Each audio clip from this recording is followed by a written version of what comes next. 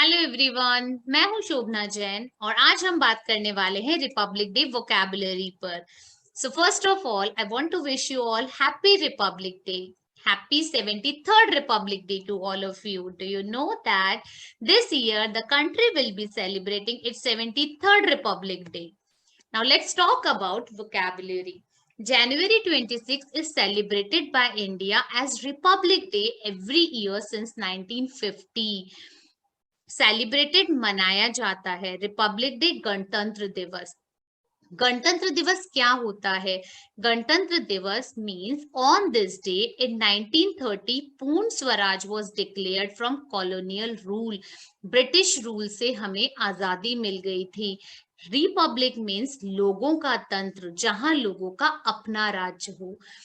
On this day, the Constitution of India came into effect or came into force. Constitution हमारा जो संविधान था वो लागू किया गया था, प्रभाव में आया था। Constitution मतलब Constitution is a statement of the basic principles and laws of a nation. एक देश के नियम और कानून उस कॉन्स्टिट्यूशन में लिखे गए हैं। Now let's talk about preamble. Preamble प्रस्तावना होता है। किसकी प्रस्तावना? प्रस्तावना कॉन्स्टिट्यूशन की।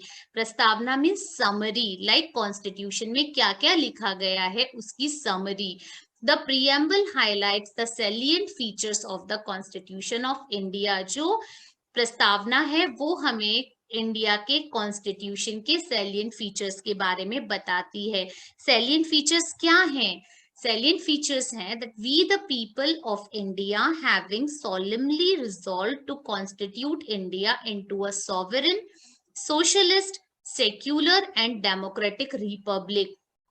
हम भारत के लोग सोलेमली क्या होता है? सत्यनिष्ठा पूर्वक, गंभीरता से, रिजॉल्व ये संकल्प लेते हैं टू कॉन्स्टिट्यूट की हम बनाएंगे इंडिया को into a sovereign, Azad, socialist Samajwadi, secular धर्मनिरपेक्ष एंड डेमोक्रेटिक एक लोकतांत्रिक लोगों का राज्य बनाएंगे। सॉवरेन मतलब होता है आजाद, जहां पे सब लोग फ्रीडम से रह सकें। सोशलिस्ट होता है समाजवादी, जहां पर लोग सोसाइटी के बारे में सोचे, खुद के बारे में नहीं। सेक्युलर होता है धर्मनिरपेक्ष, जो किसी भी धर्म के ऊपर ना बंधा हो, सारा संसार एक है।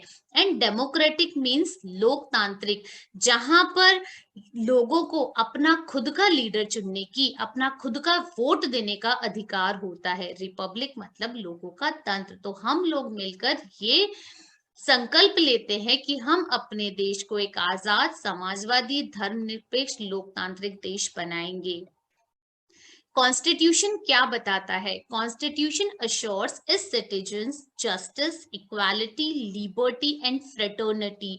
कॉन्स्टिट्यूशन हमें यह विश्वास दिलाता है कि जो उसके सिटीजन्स हैं, नागरिक हैं, उनको न्याय मिलेगा, सब लोग इक्वल होंगे, सब लोगों को लिबर्टी, आजादी मिलेगी एंड सभी लोगों को फ्रेटर्निटी का भाव रखना होगा, मतलब सब लोग भाईचारे से रहेंगे। There should not be any kind of discrimination, कोई भेदभाव नहीं होगा। रिपब्लिक डे क्यों मनाया जाता है, आइए ये जानते हैं। Republic Day is celebrated to commemorate India's historic independence from British rule. Commemorate मतलब स्मरण करना, याद करना, और हिस्टोरिक मतलब ऐतिहासिक, लाइक हमने जो विजय किया था। Republic Day is celebrated to commemorate मतलब हमें हमारी इंडिपेंडेंस जो ब्रिटिश से हमें मिली थी उसको सेलिब्रेट करने के लिए किया जाता है। India got its independence on 15th August 1947। India को अपनी स्वतंत्रता मिली थी। कब मिली थी? on 15th August 1947 को। And the country did not have its own constitution. Do you no, उससे पहले इंडिया के पास कोई संविधान नहीं था, क्योंकि हमारा संविधान तो 1950 में बना है।